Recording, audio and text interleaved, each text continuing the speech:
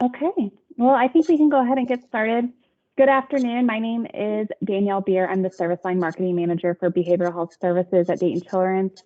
And as we wrap up this year's National Suicide Prevention Week, we wanted to pull together a panel of behavioral health specialists and experts to answer the most asked questions about mental health and suicide and those services we provide at Dayton Children's. So, ladies, thank you for being with us today. Before we begin with the questions, would each of you like to go around and introduce yourself and tell us what role you play at Dayton Children's? Sure, I'll start off. My name is Nina Rains. I am a certified prevention specialist here. I'm located over in the Connor Child Health Pavilion. My main role is the On Our Sleeves campaign. We've really been sharing a lot about that this year. But another role that I play is I am a mental health first aid instructor, and I also promote our QPR gatekeeper trainings within the hospital and also in the community. I'll go. I'm Sue Fralick. I'm the Director of Community Behavioral Health Services, and I'm located over here at the Pavilion. And we have a lot of services underneath us. School-based programming is one of the many services, community health workers, and mental health resource connection, youth and family resource connection, healthy steps, just to name a few, but that's us. I can go next if you'd like me to. My name is Robin Shampton. I'm the manager of the Behavioral Crisis Center.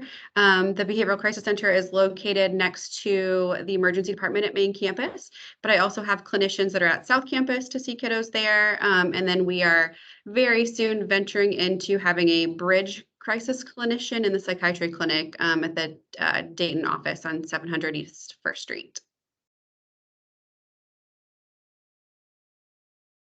Oh, you're on mute.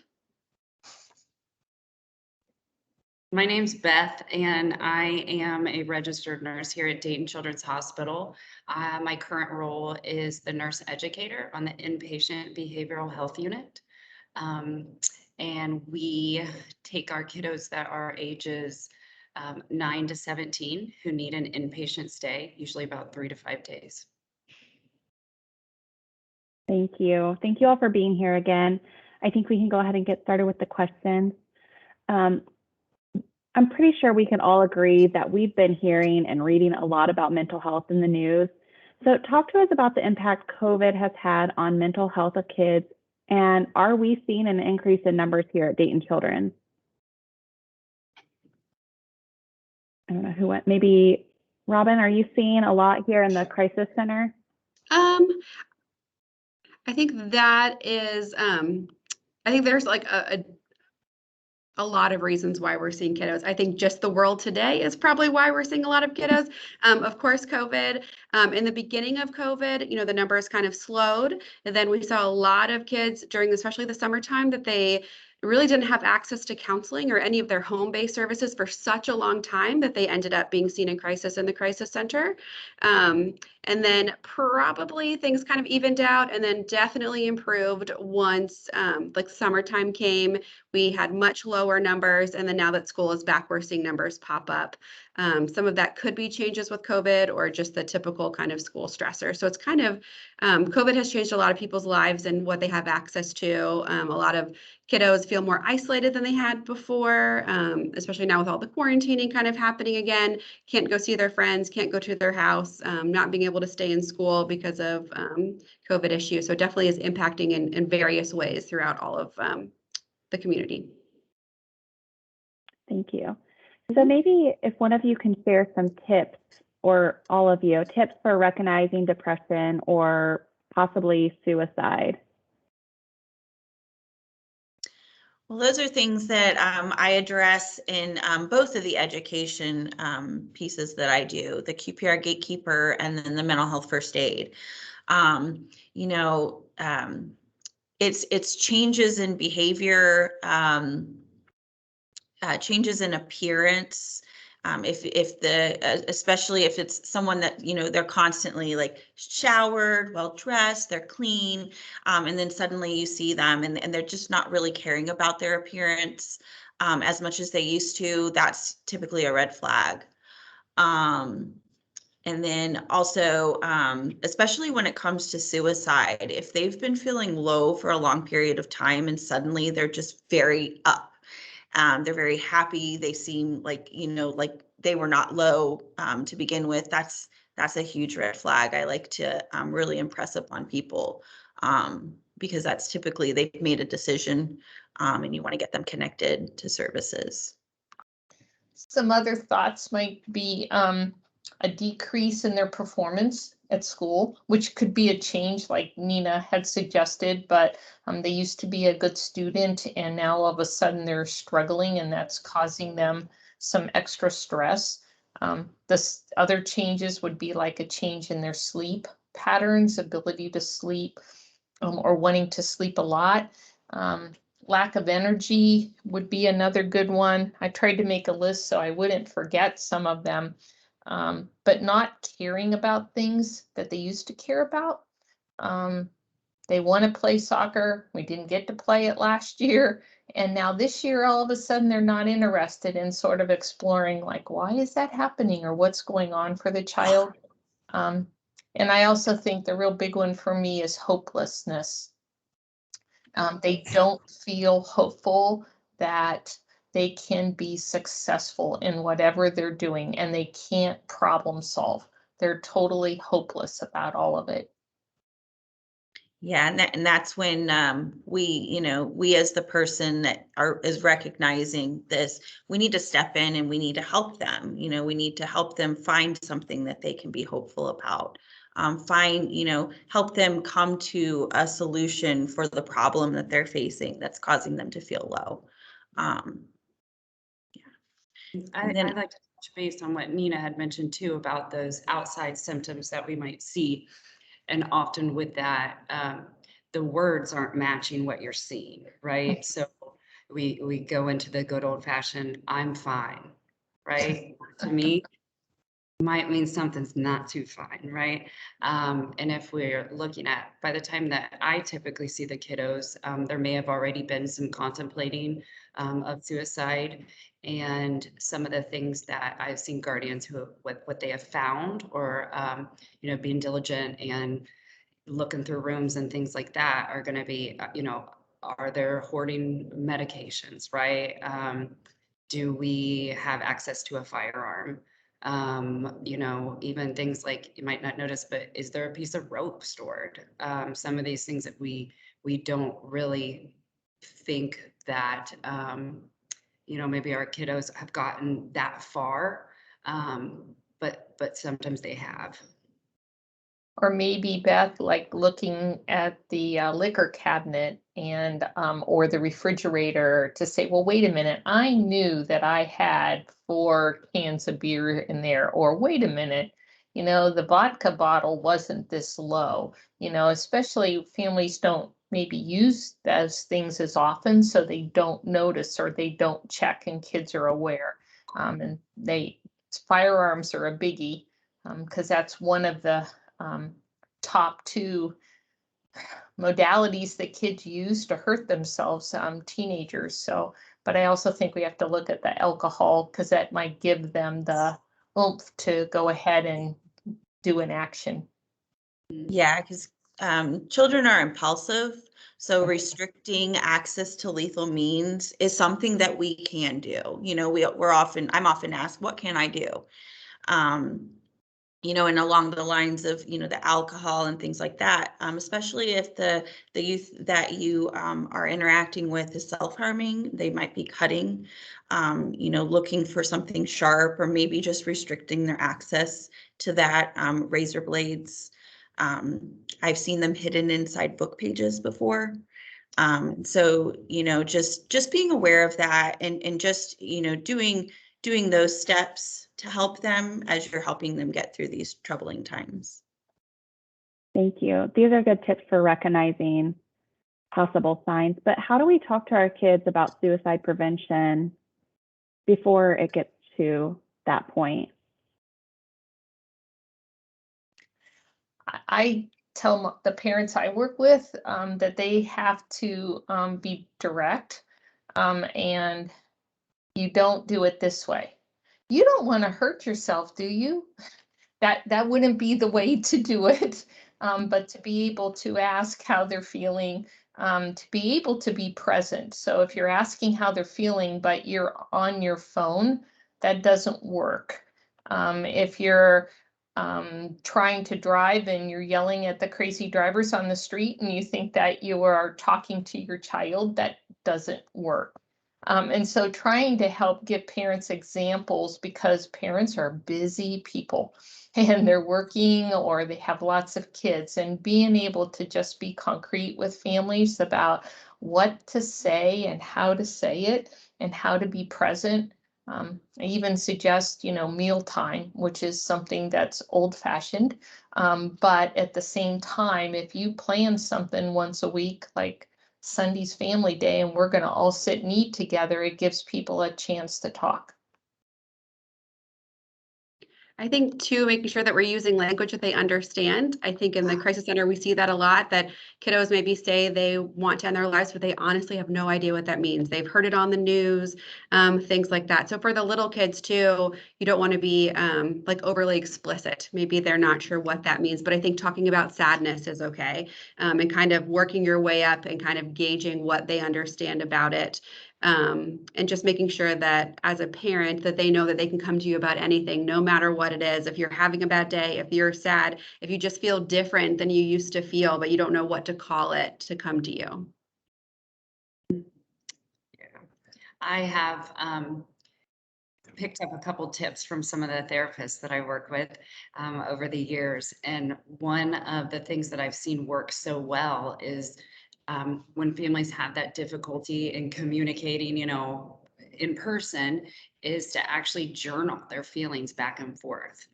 So sometimes, kiddos can be a little bit more honest when they are writing. And so that has worked. I feel like that's a good tip that works. Another thing that I was thinking about is how, again, like Sue had mentioned, is listening.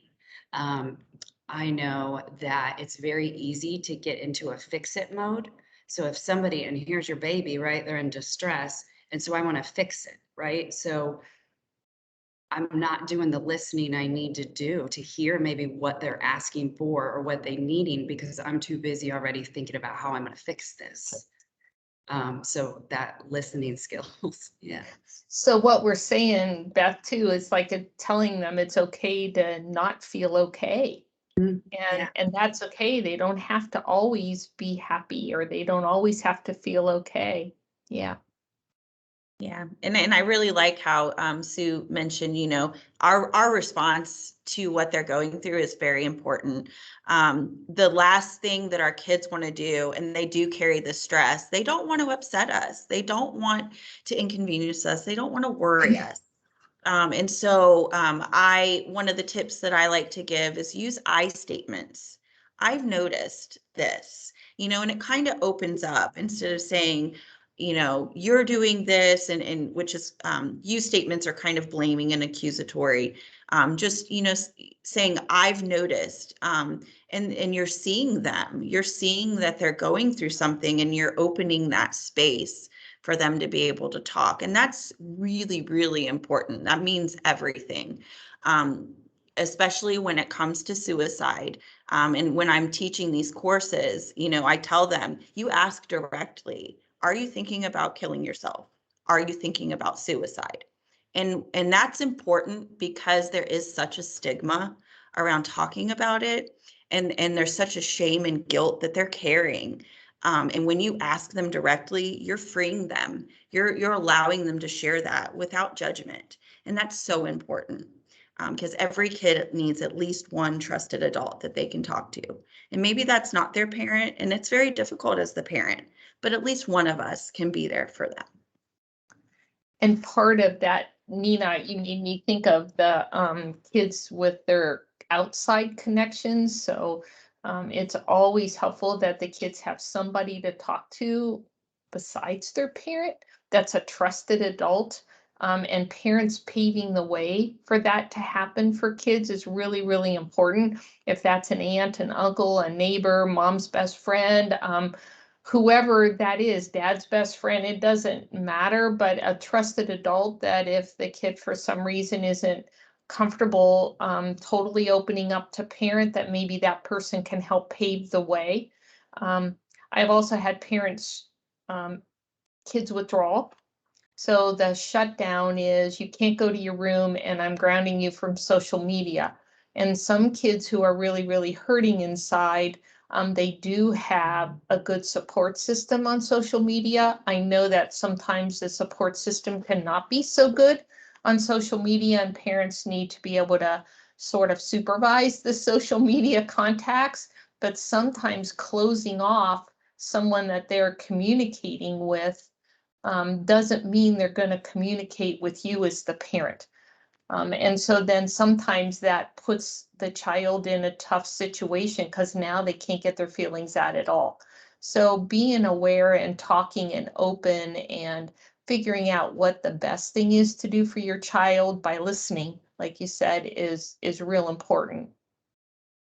I think too with COVID, one thing it did teach kids to do was to communicate much more virtually instead of face-to-face. I think that was already kind of on the decline, but now that's most kids, that's the only way they've been commuting for the past year. So taking that away can, like Sue said, can do a lot more harm than good, because that's the only way they know to get their feelings out right now, or to be able to have that support on social media, because they can't actually interact with their friends face to face. So it's not that they're in, some kind of negative group online or some of those like scary groups that we hear. It's usually just friends from their school, or they want to play video games because they talk to their friends the entire time they're playing. So it's not about the game. It's about like, connecting to each other and having fun. So got to let kids be kids too.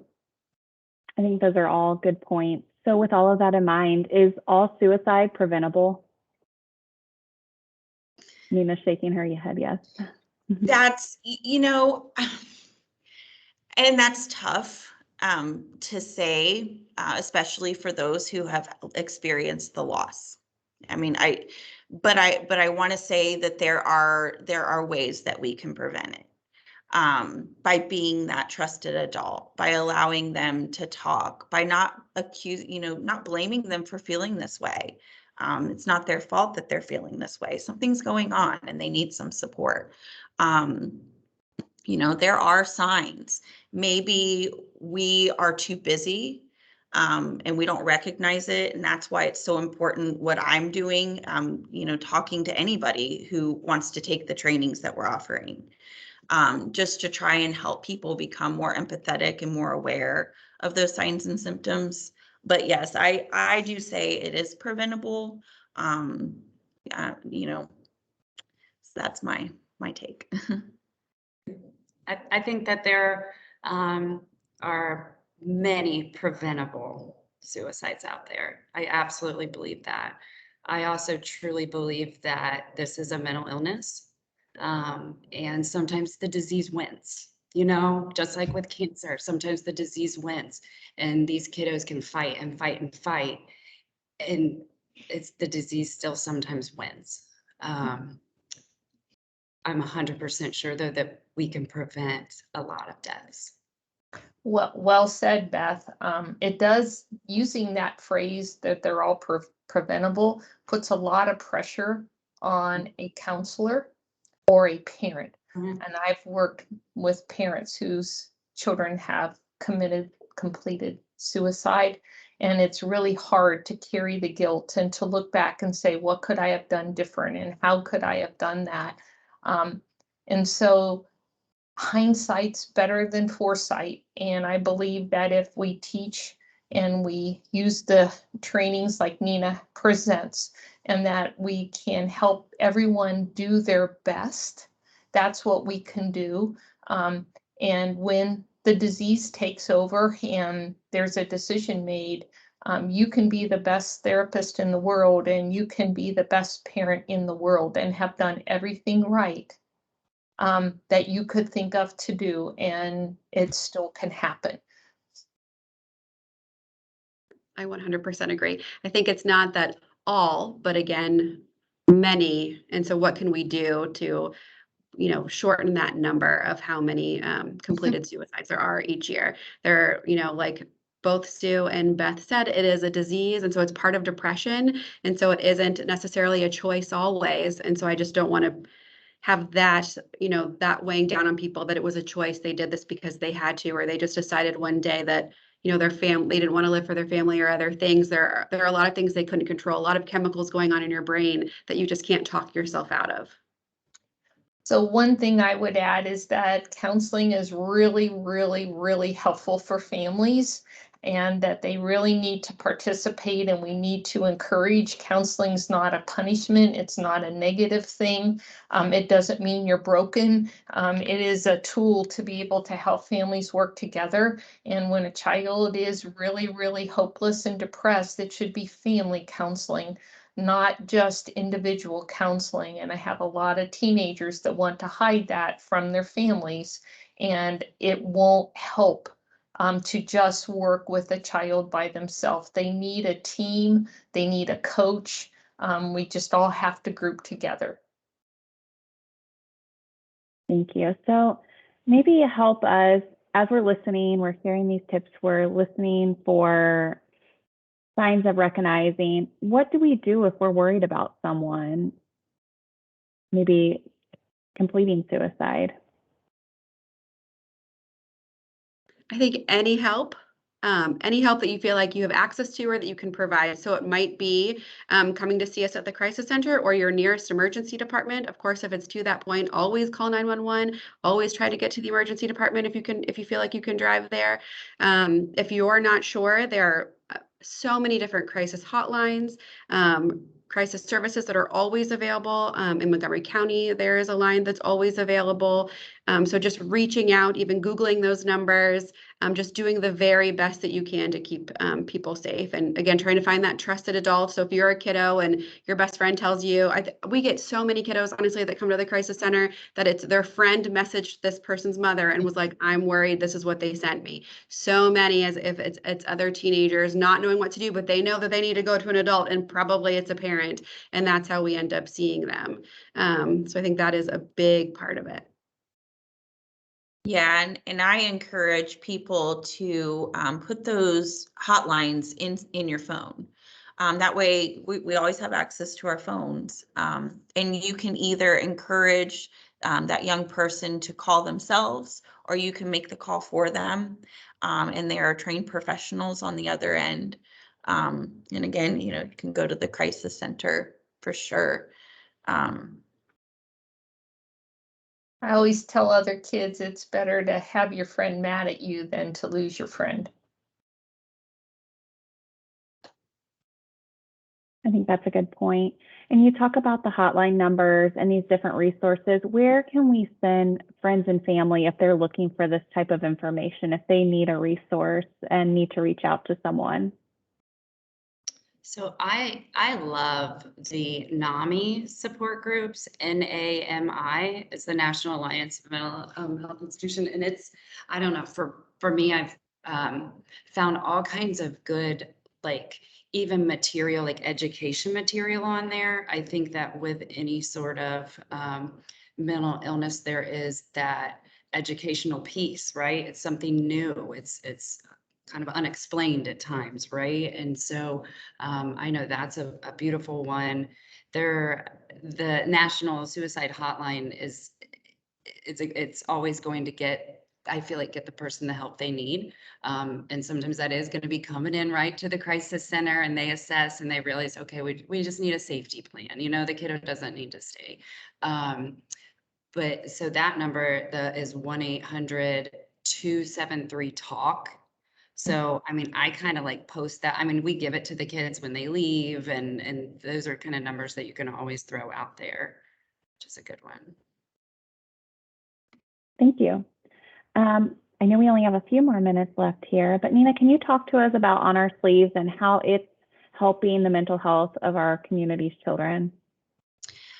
Yeah, so we just launched in May, and we were joining Nationwide Children's in this effort. It's a nationwide effort to get to just go further upstream. We have a lot of resources for our youth, but there weren't enough resources for under the age of 14. We see half of all lifetime mental illness is starting by the time they reach the age of 14. And so these resources are for the community, they're for our schools, and it's just ways to help build the skills that our youth need and to help support our adults as they're talking with our youth. You know, some of the resources, they're not even necessarily directly talking about stress, anxiety, depression, suicide. You know, it's about talking about gratitude and making sure that we're practicing being grateful. These are skills that can help us through these inevitable times. It's inevitable that we're going to experience stress in our life. And so that's what these resources have really been helping. They're getting people talking. Even as a hospital, we've reached out to the hospital and said, share your story.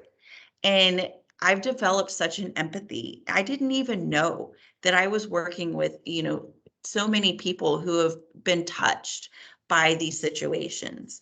And it just really helps those who maybe are afraid to talk about it. It gets them talking, and talking is so important.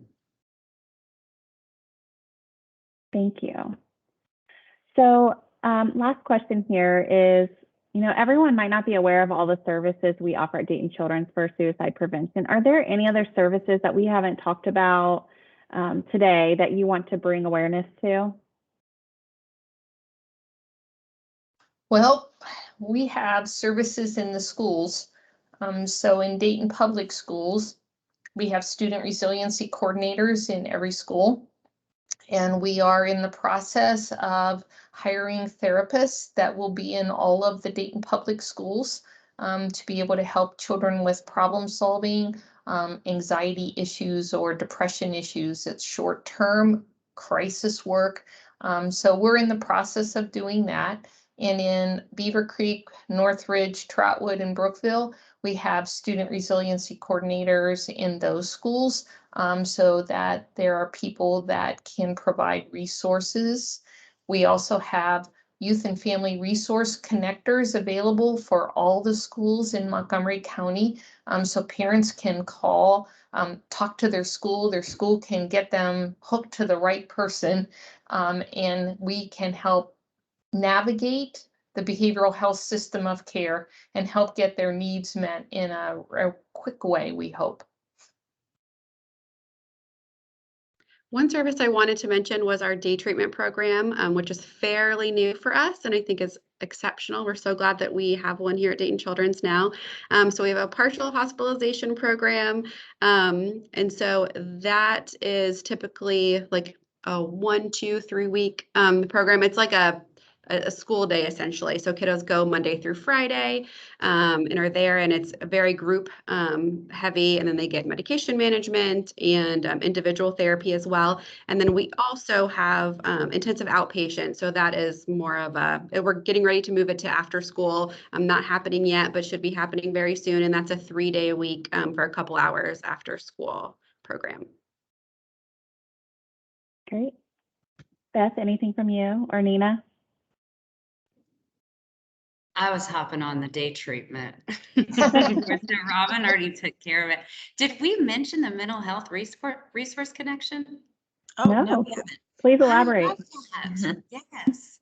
So I don't know if anybody else knows a little bit more about it. I love it. I think it's amazing. It's a resource that here, especially with some of the younger children, we like for our inpatient, like I said, 9 to 17 years old, right? So sometimes we need some resources for our little ones.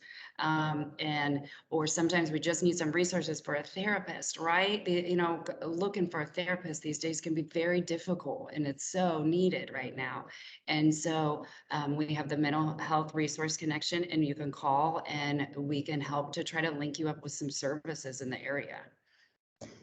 Mental health resource connection is also available for employees and their families. So people can call Melissa Smith at the Mental Health Resource Connection, and she would be a gem at trying to get you connected or help you, give you resources you as an employee could call to help your child. And then the Youth and Family Resource Connection Program I talked about is a bridge off of the big mental health resource connector program. So if your kids are in a school, then we sort of try to go through them. The Mental Health Resource Connection also has the database online. So if, maybe they're Yes. closed, something like that, we, Melissa had encouraged a lot of our families, if it is after hours or the weekends, to be able to use that as well. Maybe the resources they got initially, somehow those didn't pan out. Well, it's available online. I have friends that text me all the time.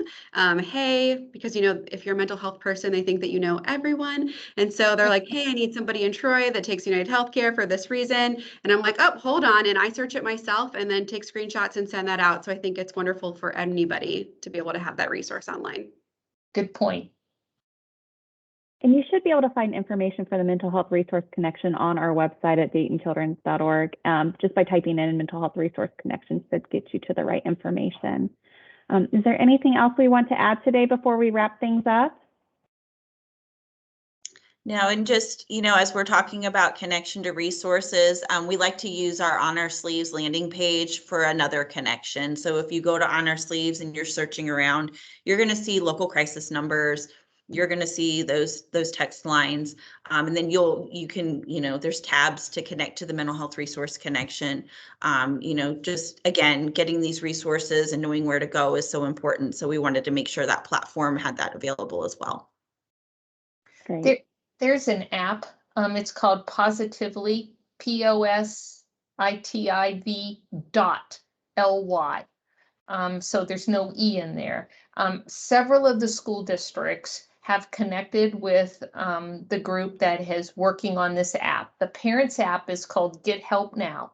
The kids app is called Positively. So some of the kids will know about it because their school district has a Hope Squad or their school district has connected with Positively. And so that is a well-monitored, good app. If you hear about it as a parent, it is absolutely a good thing. I will go ahead and put the link because it's an app, but it is only available online right now. But thanks, Nina. It's in the chat and you can go search that. It is such a wonderful resource, the way that they have it set up. Thank you so much for sharing that, Nina. Yeah, and thank you all for being here. We really appreciate all you do for our kids and for the community. So please keep up the great work. And thank you for taking time out of your day today to chat with us. And thank you everyone for joining. Thank you very much. Thank you. Appreciate Thanks. you. Bye-bye. Bye.